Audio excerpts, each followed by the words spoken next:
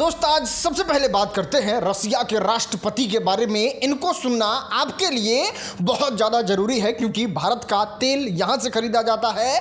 रसिया बहुत ताकतवर देशों में से एक है और ये जब कुछ कह रहा है तो सच में आपके काम का चीज़ है। और देश के प्रधानमंत्री नरेंद्र मोदी ने भी इससे रिलेटेड ही बात कहा है। आपको बता दें, पुतिन का ये कहना है कि जिस तरीके से दुनिया में कोरोना के समय संकट देखा था, भयावह स्थिति देखा था, वो तो कुछ नहीं था। पिक्चर तो अभी आपको ये जो युद्ध हो रहा है उसके बाद देखने को मिलेगा और ये दुनिया भर में देखने को मिलेगा, सिर्फ भारत में ही देखने को नहीं मिलेगा। मतलब आप समझिए कि तब भारत की स्थिति क्या होगी, क्योंकि मोदी जी ने भी पहले आपको आगाह कर ही दिया है। इस युद्ध के कारण दुनिया में जो कठिन हालात बने हैं उनका प्रभाव लंबे समय तक बने रहने की आशंका है। इसलिए हमें तैयार रहना होगा। हम कोरोना के समय भी एकजुटता से ऐसी चुनौतियों का सामना कर चुके हैं। अगर आप घर से बाहर रहते हैं, गांव में रहते हैं या फिर घर से बाहर रह के पढ़ाई करते हैं तो आपसे रिक्वेस्ट है कि वीडियो को पूरा देखिए ताकि सारा जरूरी जानकारी जो है वो आपके सामने ला के रख दे, कुछ आपसे छूटे नहीं। और चैनल को सब्सक्राइब कर लीजिए ताकि कुछ मिस ना हो। दोस्त अब हम आपको मिलवाते हैं 2026 के सबसे बदतमीज, घटिया, गंदा, खराब, सड़ा हुआ बुद्धि का बदतमीज प्रो मैक्स से। और वो ये भाई साहब है। नहीं, कुछ दिन पहले ही हमने आपको वीडियो में दिखाया था किस तरीके से ये निशांत और मैथिली ठाकुर का आपत्तिजनक फोटो बना के सोशल मीडिया पे अपलोड कर देता है। लोगों को बिल्कुल अच्छा नहीं लगता है, लोग सोशल मीडिया पे आवाज उठाते हैं और इस आदमी को अरेस्ट करके जेल के अंदर भेज दिया जाता है। और आज जब निकल रहा है तो इसको ऐसा लग रहा है कि ये युद्ध जीत के कोई बहुत बड़ा काम किया है, जिसके बाद जेल से मतलब गाड़ी के सनरूफ से निकल के भाई साहब हाथ हिला रहे हैं। ये बेशर्म है, नीच है और ऐसे लोगों को समाज में एक्सेप्टेंस नहीं होना चाहिए। इसको तो गांव से बाहर निकाल देना चाहिए इसे घटिया काम के लिए। चलो अब हम आपको दिखाते हैं नीलकमल सिंह का जलवा ना टेक ओवर कर रहे हैं और अब भोजपुरी फिल्म इंडस्ट्री में अपना जलवा तो बना ही लिए हैं, अब पूरे भारत पे कब्जा कर रहे हैं। जिस तरीके से पवन सिंह का कब्जा था, पवन सिंह का साम्राज्य था। आपको बता दें नीलकमल सिंह का ये गाना बज रहा है और सबसे पहले तो डांस देखिए, उसके बाद इस डांस का इंपॉर्टेंस बताते हैं। दोस्त ये शादी जो है वो अंशिका वर्मा कृष्ण कुमार बिश्नोई का है। दोस्त आपको बता दें ये दोनों लोग जो है वो बहुत ज़्यादा चर्चित आईपीएस अफसर हैं।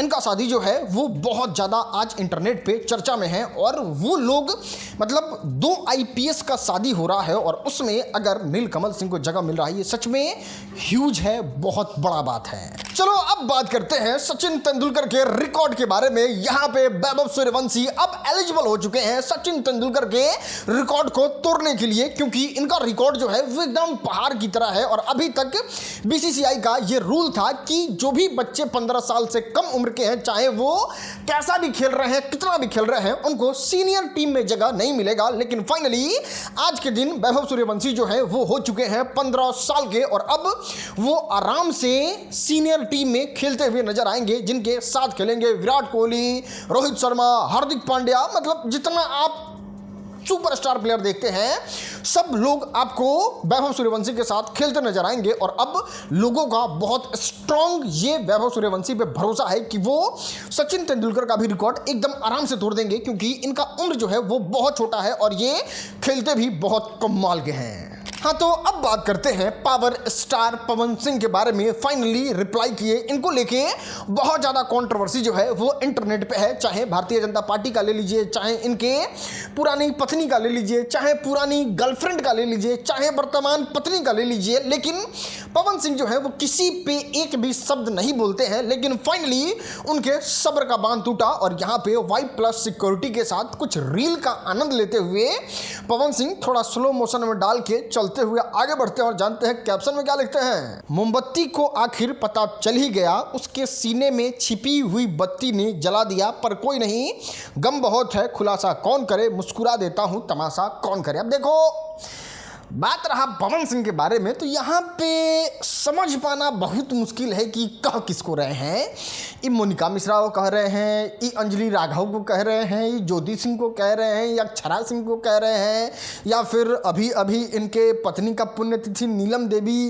गई हैं उनके बारे में कह रहे हैं, या फिर रीना रानी के बारे में कह रहे हैं, या फिर भारतीय जनता पार्टी के बारे में कह रहे हैं, या फिर इस केस के बारे में कुछ कह, मतलब प्रिडिक्ट कर पाना एकदम असंभव है, क्योंकि इनका बहुत फाइल है। और यो हो सकता है कोई अपने भीतर कोई गद्दारी कर दिया होगा टीम में, उसको लेके तो कितना, मतलब समझ पाना बहुत मुश्किल है। तो जब तक कोई एक्सप्लेन करके कुछ नहीं लिखते हैं तब तक नहीं, भगवान भी पता नहीं लगा सकते हैं चीज़ को कि आदमी लिखा किस चीज़ पे है। खैर, अब बात करते हैं अक्षरा सिंह रोशन रोही के बारे में। माय गॉड, क्या कमाल की प्रस्तुति, क्या कमाल का एंट्री, क्या कमाल का गाना, एकदम भोजपुरी फिल्म इंडस्ट्री में माहौल बना देना। सबसे पहले बात करते हैं अक्षरा सिंह के बारे में। नहीं गाइस, इनका लुक चेकआउट करो आप एक बार, लग रहा है कि हाँ भोजपुरी फिल्म इंडस्ट्री की शेरनी है। और पहली बार किसी हीरो के होने के बावजूद भी अगर में हीरोइन डोमिनेटिंग लगने लगे, तब समझ जाओ कि भोजपुरी फिल्म इंडस्ट्री में अब महिलाओं का भी राज चल सकता है। और उस राज को स्थापित करने वाली भोजपुरी शेरनी अगर कोई है तो वो अक्षरा सिंह है। बाकी बात करें रोशन रोही के बारे में तो इनका लुक भी बहुत कमाल का लग रहा है। और जो गाने में खर्चा किया गया है, जिस तरीके से उस गाने को शूट किया गया है ना, बम तो भड़केगा, बहुत बड़ा बम भड़केगा, जिसके बारे में हम चर्चा करेंगे ना सर। बस सब्सक्राइब करके रखना है आपको इस चैनल को, कुछ छूटेगा नहीं, बस इतना भरोसा दिलवा रहे हैं। और वीडियो को एकदम आखिरी तक देखा कीजिए ताकि कुछ छूट ना जाए इंपॉर्टेंट चीज। चलो अब दिखाते हैं बेवकूफ़ी प्रो मैक्स। हाय रे प्यार, हाय रे समाज, पता ना किस रास्ते में जा रहा है। आपको बता दें, बांका जिला में 19 फरवरी को प्रिंसू पटेल जो हैं वो शादी करते हैं नीलम कुमारी से।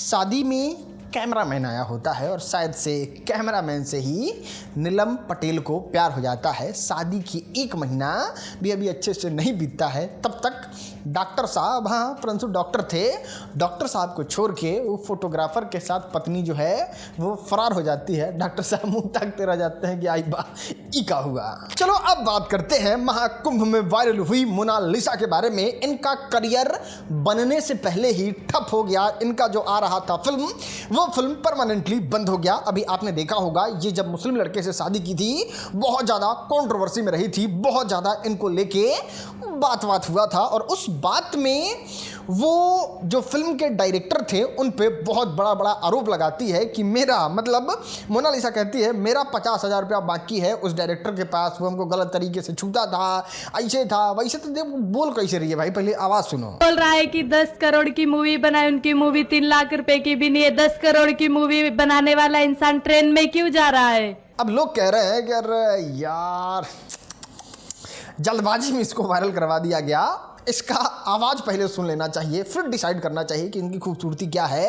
अब तो ये जिस तरीके से बोल रही हैं, एकदम रानू मंडल 2 बन के उभरेंगी ये। सनोज मिश्रा अच्छा इंसान नहीं है और वो बार बार इसे बोल रहा है ना कि मोनालिसा मेरी फिल्म का हिस्सा। मैं खुद ही नहीं बनना चाहती हूँ उनकी फिल्म का हिस्सा। चलो अब बात करते हैं नेपाल के नए प्रधानमंत्री बालेन शाह के बारे में। फाइनली इन्होंने प्रधानमंत्री का शपथ ले लिया। आपको बता दें, पहले ये नेपाल के रैपर थे, रैपर से ही अपने आप को फेमस किए। फेमस होने के बाद आम चुनाव लड़े, उसमें इनकी बम्पर जीत हुई। जीतने के बाद ये मात्र 35 साल के उम्र में बन चुके हैं प्रधानमंत्री, जो पूरे दुनिया के लोगों को आकर्षित कर रहे हैं कि इतनी छोटी उम्र में कोई प्रधानमंत्री बन गया, वो भी रैपर होके। चलो अब हम आपको दिखाते हैं आज का वायरल वीडियो। क्या हुआ भाई, यहाँ क्यों खड़े हो?